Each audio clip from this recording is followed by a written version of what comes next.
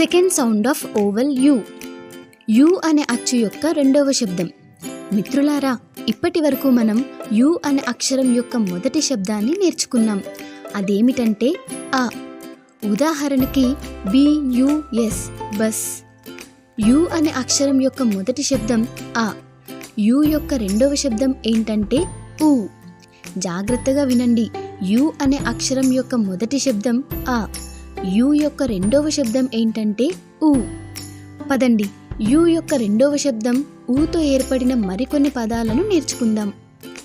మొదటి పదం ఏంటంటే పియుఎస్హెచ్.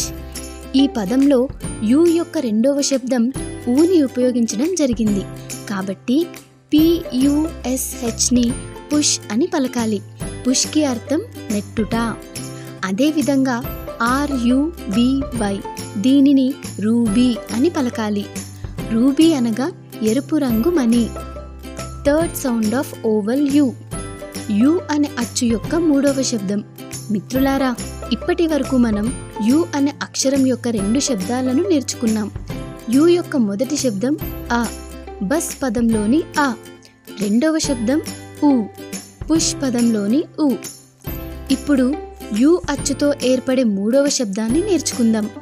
మిత్రులారా, యు యొక్క మూడవ శబ్దం ఏంటంటే యు, డ్యూటీలోని యు.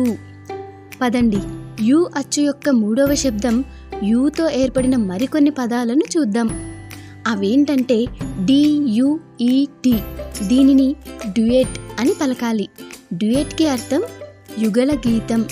అదేవిధంగా డియుటివై, దీనిని డ్యూటీ అని పలకాలి. యుఎన్ఐటి. ఈ పదంలో కూడా యు యొక్క మూడవ శబ్దం యుని ఉపయోగించటం జరిగింది. కాబట్టి దీనిని యూనిట్ అని పలకాలి.